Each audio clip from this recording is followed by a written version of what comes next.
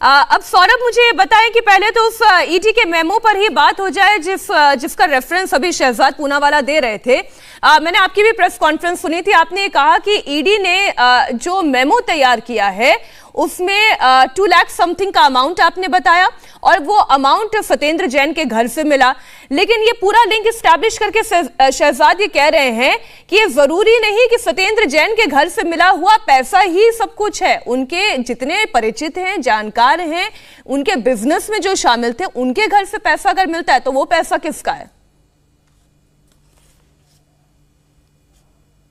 देखिए, आपके कार्यक्रम के शुरुआत में आपने 2 प्रेस कॉन्फ्रेंस दिखाई।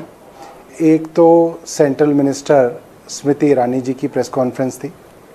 अब उसके अंदर आप देखिए, शब्दों के साथ जो खेल किया स्मृति ईरानी ने वो ये किया कि सत्येंद्र जैन के यहाँ करोड़ों रुपया मिला, सत्येंद्र जैन के यहाँ सोने के सिक्के मिले, सत्येंद्र जैन को क्यों बचा रहे हैं अरविंद केजरीवाल, ये सारी बातें कह रहे हैं। मगर सच ये है कि सत्येंद्र जैन के घर पे ना तो करोड़ों रुपए मिले, ना सोने के सिक्के मिले।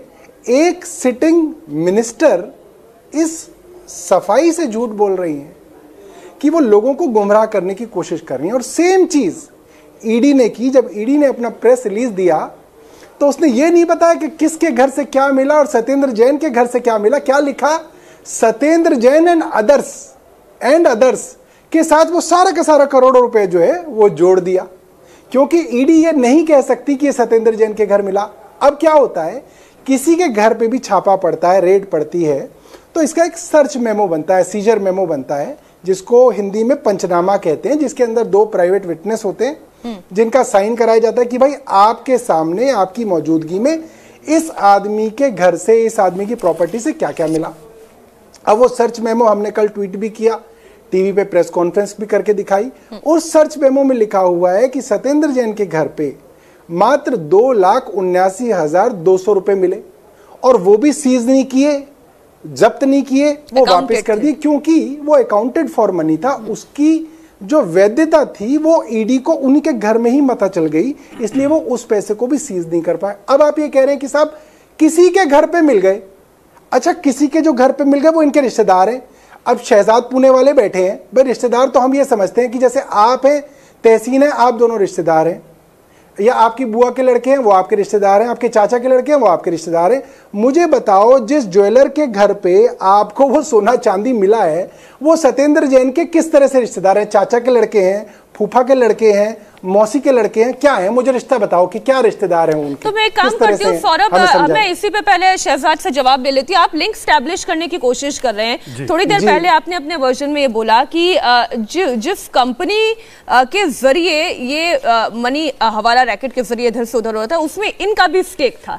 तो क्या आप इसके लिए कोई डॉक्यूमेंटेड प्रूफ लाए? सारा प्रूफ है, मैं आपको बताता हूँ। एक तो मैं आपको डायरेक्ट इनका रिश्ता क्या है, पहले तो मैं आपको लेन देन का रिश्ता बताता हूँ। ये है मेरे पास अंकिंचन डेवलपर्स कंपनी। नहीं, आप तो रिश्तेदार बता रहे हैं ना सौरभ जी, रिश्तेदार मैं आपको बता रहा हूं ना, पूरा रिश्ता बता रहा हूं।